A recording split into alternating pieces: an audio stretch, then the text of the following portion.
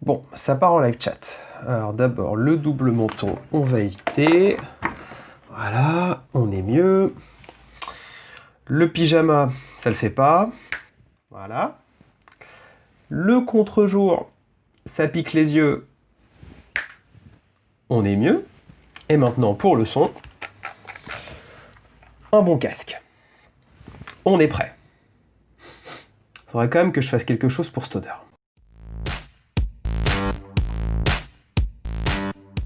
Dans ce tuto, nous allons apprendre à utiliser Teams événement en direct, qui est la solution à utiliser quand nous souhaitons organiser un événement de communication descendante pour 250 à 10 000 personnes. Voici les 5 grandes étapes de son utilisation. L'organisation de l'événement. Je me rends dans le calendrier Teams et je clique sur Événement en direct dans le menu déroulant. Je choisis d'abord le titre explicite de mon événement. Ensuite, je choisis les présentateurs et les producteurs. Attardons-nous sur ces deux rôles. Si l'on prend l'exemple d'une émission de télévision, les producteurs sont les réalisateurs. Ce sont ceux qui lancent la diffusion de la réunion et gèrent les écrans à présenter. En tant qu'organisateur, je suis par défaut producteur, mais je choisis toujours une deuxième personne en tant que producteur au cas où j'ai un problème de connexion. À noter qu'un producteur a tous les droits que possède un présentateur. Les présentateurs, eux, sont capables de parler, activer leur caméra, présenter leur écran et répondre aux questions des participants. Cependant, ce sont les producteurs qui leur permettront de diffuser leur contenu à l'écran. Un directeur d'agence est souvent un présentateur, par exemple. Il n'aura accès qu'à cet écran Teams pour simplifier sa présentation avec un module de questions-réponses en plus. Après avoir désigné ces rôles, je choisis l'audience de mon événement. Si c'est un événement interne, je choisis à l'échelle de l'organisation. Si c'est un événement pour des clients, je choisis public. Je descends ensuite le curseur et je clique sur questions et réponses pour que mon audience puisse poser des questions. Par défaut, un enregistrement et un rapport de l'identité des participants est généré. L'invitation de mon audience. J'ai créé le plateau de télévision, mais je dois encore donner la possibilité à mes téléspectateurs de voir l'émission. Je copie le lien de participation et je le colle dans une invitation Outlook à la même heure que mon événement.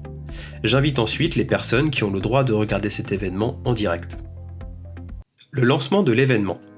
15 minutes avant mon événement, je me connecte avec les autres présentateurs et producteurs en cliquant sur le lien de présentation pour régler les derniers détails. Tant que je n'ai pas cliqué sur démarrer l'événement, je peux discuter en aparté. Attardons-nous sur ces écrans. L'écran de gauche est l'écran où je prépare le contenu que je souhaite présenter. L'écran de droite est ce que je suis en train de présenter à ce moment précis. En bas de mon écran, ce sont les contenus qui sont disponibles à être présentés. À droite, j'ai des fonctionnalités de périphérique, de questions-réponses ou encore de conversation avec les autres présentateurs. Je peux moi-même présenter mon écran en cliquant sur Partager. Et pour ma vidéo, je clique sur l'icône Vidéo. Avant de lancer la diffusion, je choisis si je veux présenter en plein écran ou en 2/3 avec un écran et la vidéo. Je clique sur l'écran de gauche, puis sur ma vidéo et mon écran pour les ajouter à la file d'attente. Une fois que je suis prêt, je clique sur Diffuser en direct, puis sur Démarrer pour lancer l'événement. La gestion de l'événement. Pour les participants, c'est assez simple. Ils cliquent sur le lien dans leur invitation à Outlook. S'ils ont Teams, cela ouvre Teams, sinon leur navigateur web. Ils ont un lecteur pour suivre l'événement en direct, mais ils peuvent aussi revenir à un instant précis de la vidéo. L'espace de questions-réponses se situe à leur droite.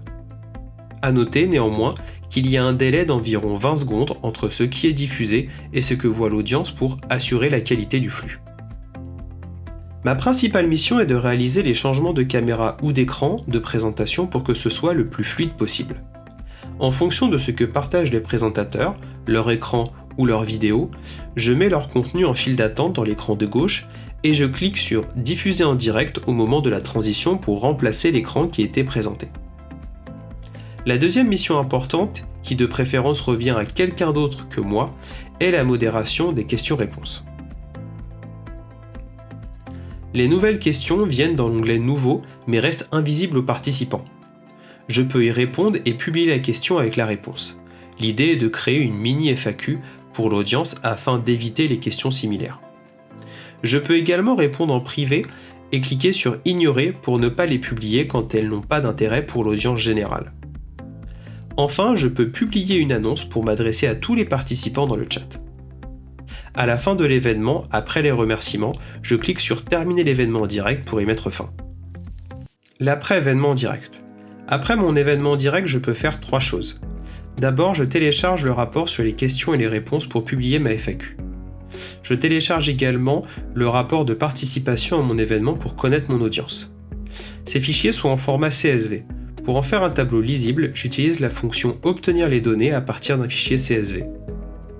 Enfin, je télécharge la vidéo. Je peux la poster par la suite dans Stream pour la rendre disponible à tous les participants et avoir une transcription automatique.